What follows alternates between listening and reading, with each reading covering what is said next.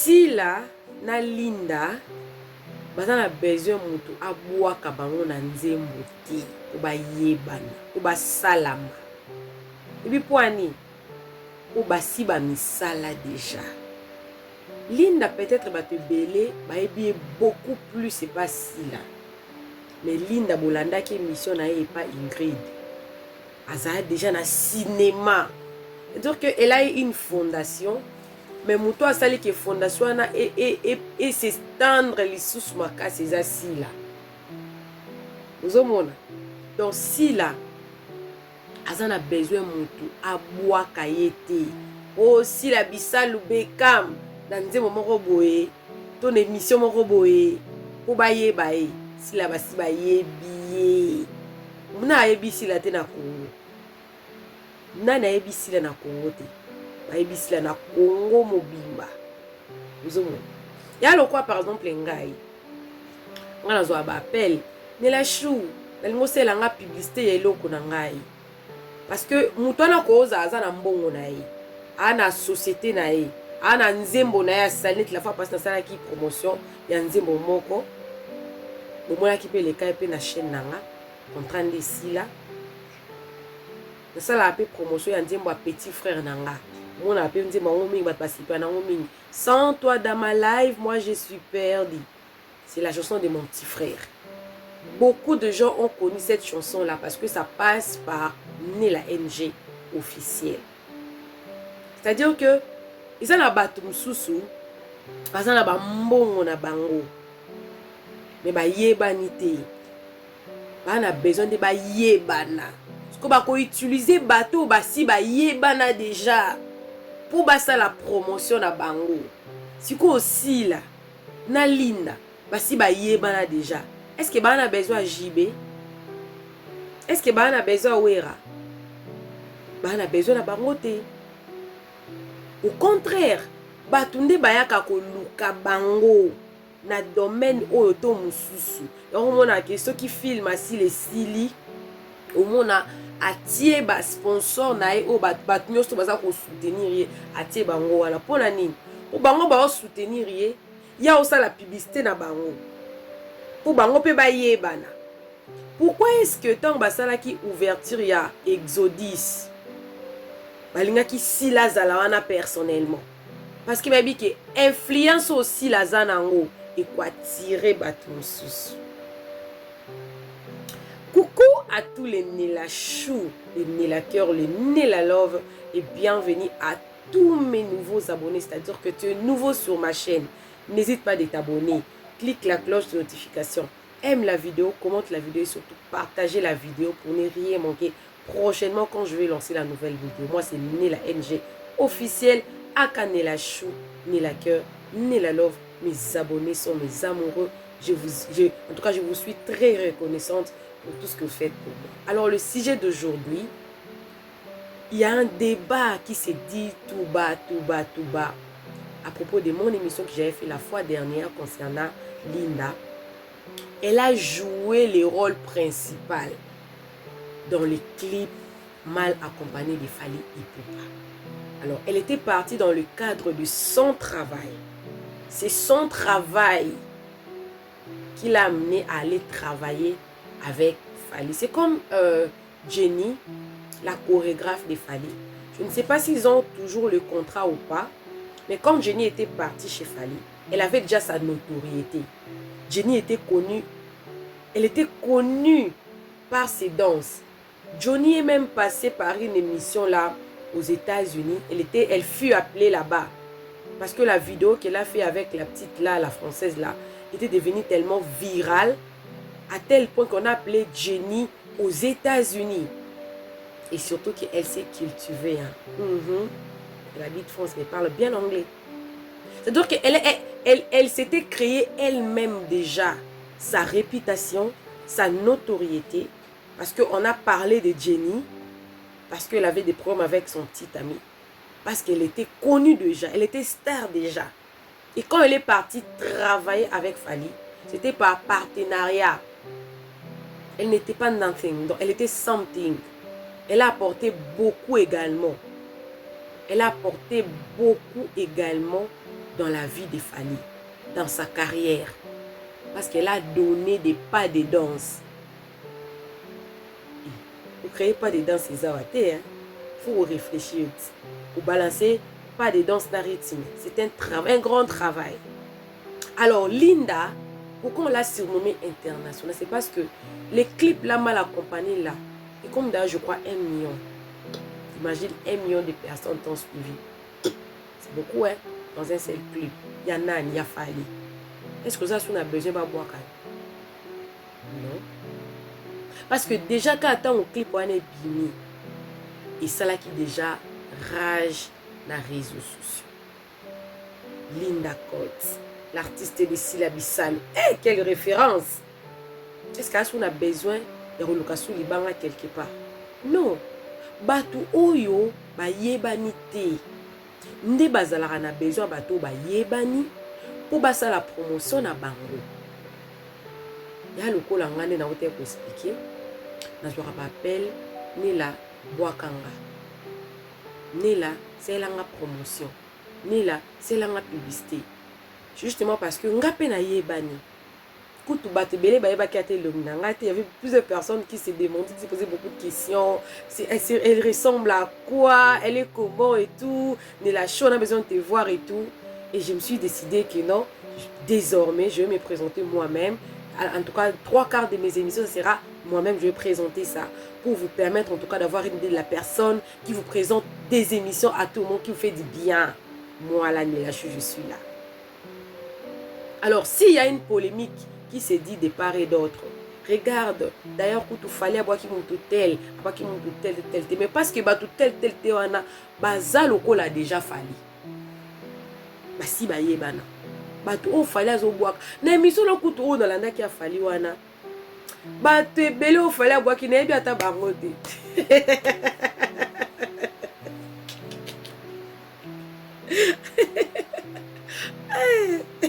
Ebi bakomba bango ele ngaka na bato ebo pi na bi ata bango te. C'est-à-dire que le quoi ba yebani te. Ba yebi que soki neti libanga ebimi na munoko ya Fally. Quand même c'est qui la personne. Alors j'ai compris, oh, c'est que si la Linda baza star ko, parce qu'ils n'ont pas besoin de tout le monde pour prouver qu'il y a star. Donc ça déjà star, déjà si bana. Alors le débat est clos. On n'a même pas polémiqué là-dessus. Parce qu'il en a besoin de banga ya écouter. Si la na au bateau. Si la na au bateau. Na yo, ata album na yo, ata osali restaurant, ata osali musique. D'ailleurs, quand tu as musique, tu es belé. On te passe à la promotion, ça va battre théâtre. La preuve est que Mike Kama a dit ayebana.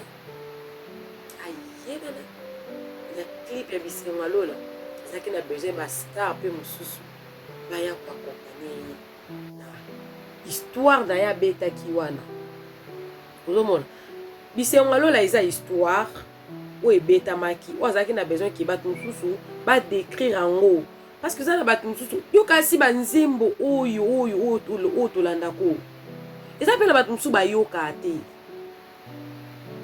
te ba se fiera na ba image uzomona ba image wana nde ngomona ka kina nzembo ba tiaka histoire la plupart kuta ba histoire ana mingi. Les Américains de banda ba makambo wana ke na kati ya nzembo il y a une histoire dans la chanson et puis tu peux akota système wana mingi eza ba Nigeria na ba nzembo na bango ebeleza ya nzambe za ya mokilo mona ke azui bato basala ka film na Nigeria baya ko salela e film na kati ya clip na ye pour décrire histoire wana bien na ba image.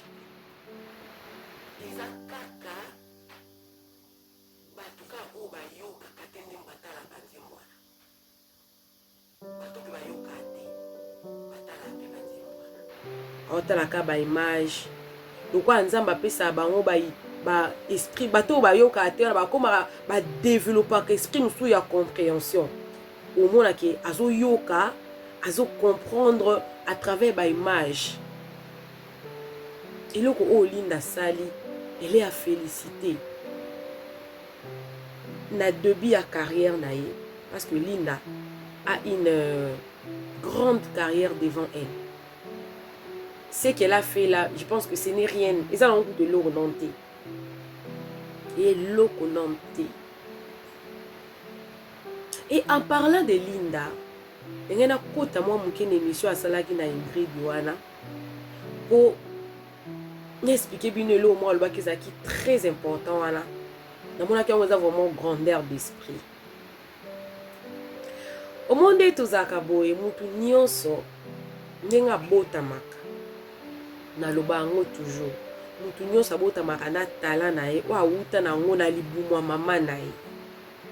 Ce qui fait que ata bosa musala moko na moutou.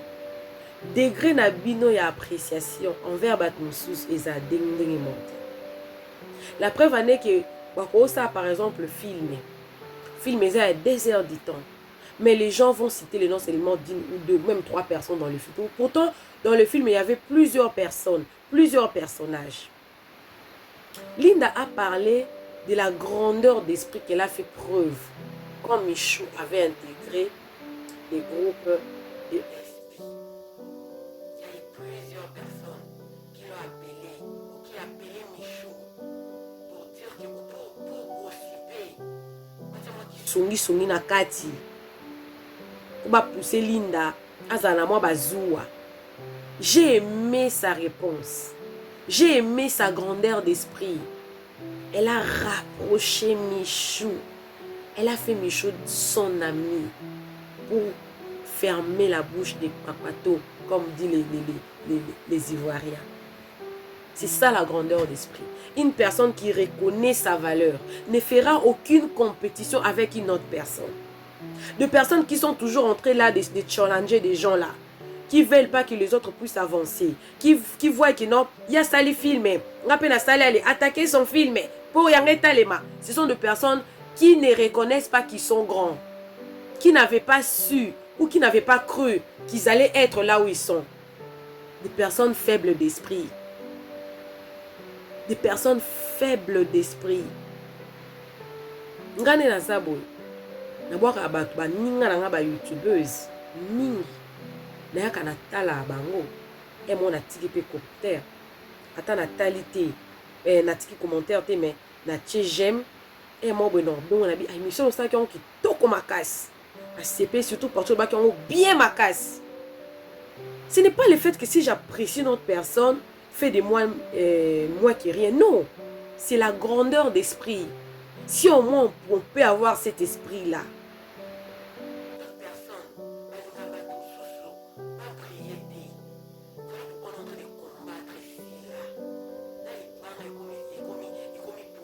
Mais on a, et moi pourquoi j'ai fait cette émission là? Parce que je vous montre comment si là elle a réussi à créer son nom à elle, son nom à elle, à créer un mot. Et on a la peine vraiment, hein, je me sens très bien quand je parle de si là. Même quand une personne vient commenter dans la place où c'est réservé pour les commentaires, pour dire que non, yo, moi, la si là. Non, je suis grande. J'ai la grandeur d'esprit. Voilà pourquoi je parle d'une autre personne. Parce que cette personne-là, elle est aussi grande. Elle a aussi une grandeur d'esprit. On voit que si là, elle a cette facilité-là, en tout cas, de propulser d'autres personnes. Parce qu'elle sait qu'elle a une grandeur d'esprit. Elle ne cherche pas. On l'appelle, elle part. On l'appelle, elle part. Elle jouera partout. Attends la personnalité n'a été. Et c'est la bonne marijuana.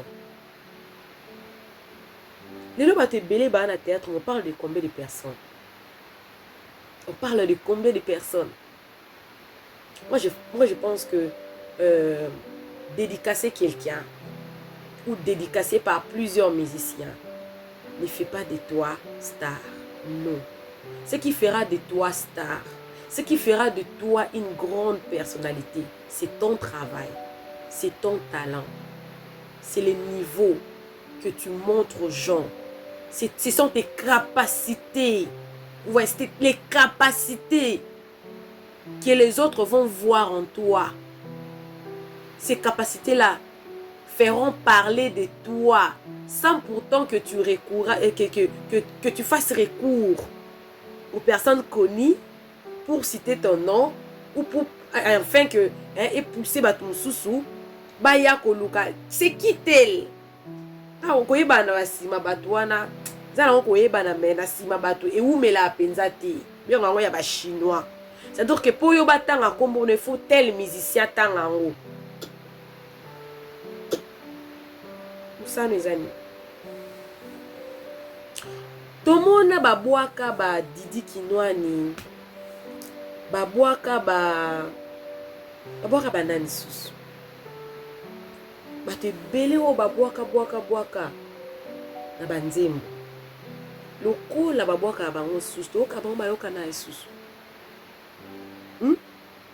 bayoka na susu te po bayoka na esusu il faut jibe to wera to fali to Fabregas to soki nani oyo nani kuta yemba Bernadette Massing na bosen comme héritier ayemba nzembo ya Bernadette Massing à l'époque tanga yembi nzembo wana et tout le monde voulait connaître Bernadette Massing mais après tant nzembo wana esili ngala boka sou Bernadette Massing ayoka na suste. Moi je pense que la vraie publicité, la vraie personnalité okoyeba na malonga eza o mutu ye moko se créaka moni yo moko so obiki je vais faire de mon nom grand, pas je veux que les autres fassent de moi grande, non, je veux faire de mon nom grand. Tu travailles dur, tu donnes le meilleur de toi-même et tu fais en sorte que tu maîtrises ça, que tu gardes cette position là. En gardant la position, le col si la garder position naïe, à sa génération. Je te dis si la tout ça va amitié. On a comme maman bon. Bon, je m'appelle maman parce que j'ai des enfants. Je suis maman. Et puis bah on a pour qui habiter. Quand on va au théâtre, on a boyé ba pessi là. Bah non on a 5 ans mais après peut-être pas comme à 15 ans. Boyé ba si là. Pourquoi? Parce qu'elle a fait un effort de garder, d'être toujours présente. Elle est présente, elle fait ses films qui éduquent la masse. Et ça, la histoire a bien, ba conseil. Nani wana sila, nani wana sila, nani wana linda. Ah, parce que nabana wana, ba linda, ba Michou, ba Alicia, c'est consort. Chacun d'elles a ça de façon qui a se démarqué. Au monde Adassa a ça l'effort. Ba kompe kolobela Adassa lelo. Ba kompe kolobela Adassa lelo.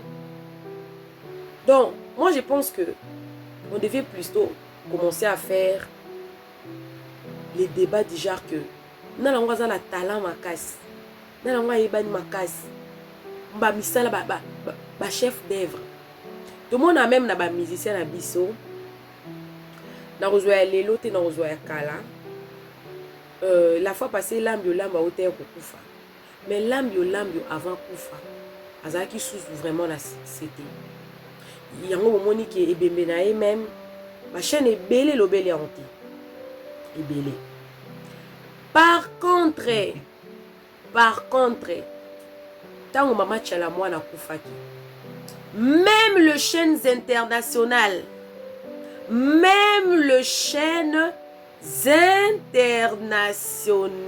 ont parlé d'elle. Papa Wemba, tango akufaki, de même. Madilou, tango akufaki, de même. Qui encore?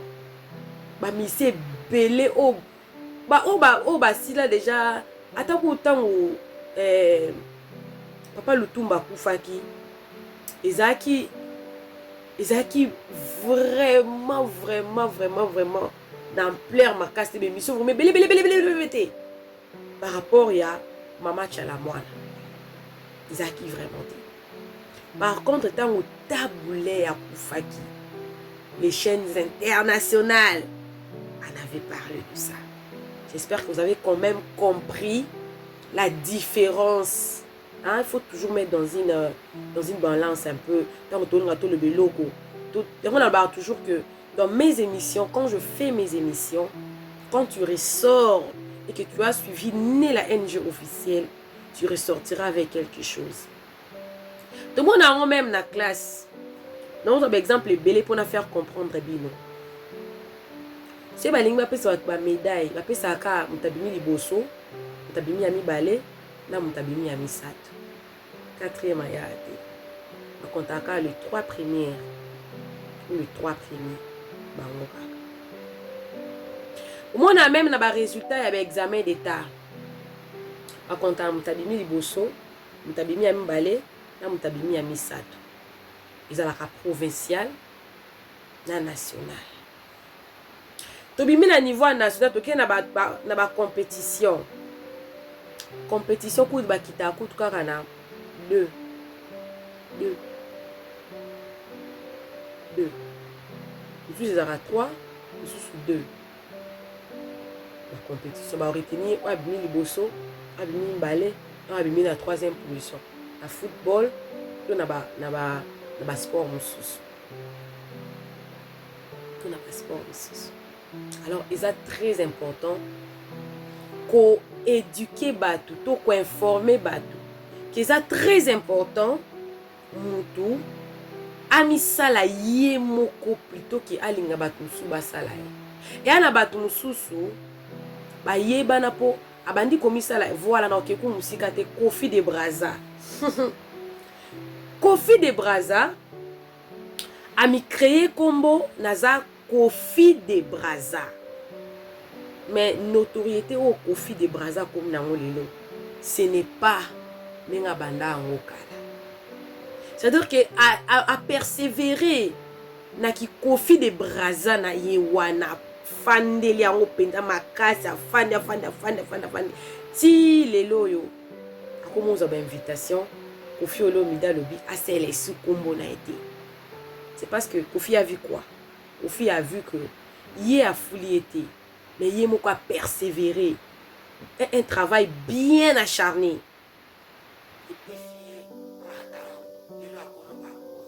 Je pense que j'ai régorgé tout pour vous expliquer que Sila et Linda sont grandes. Elles n'ont pas besoin de la publicité d'une autre personne parce que eux-mêmes ou elles-mêmes, elles ont déjà une grande notoriété, une grande popularité. Baza na besoin de publicité, baza na besoin de libangate. Bangonde ba osala bato. Baza besoin de libangate. Surtout pour Nasila. Surtout pour Nasila en tout cas. Baza ont besoin de. C'est bon boire ka eza par plaisir. Eza pas parce que muto ana komi da ko dinda, toi dinda, ana besoin yeba na sous muto sous sa boire ka. Baza ont besoin de. J'espère que j'ai fini. Coucou à tous les Nela Chou, les Nela Cœur, les Nela Love et bienvenue à tous mes nouveaux abonnés, c'est-à-dire que tu es nouveau sur ma chaîne. N'hésite pas d'être bobo, clique la cloche de notification, aimez la vidéo, commentez et surtout partagez la vidéo pour réveiller la conscience d'une personne qui pense que j'ai besoin de telle ou l'autre personne pour me rendre populaire. Non.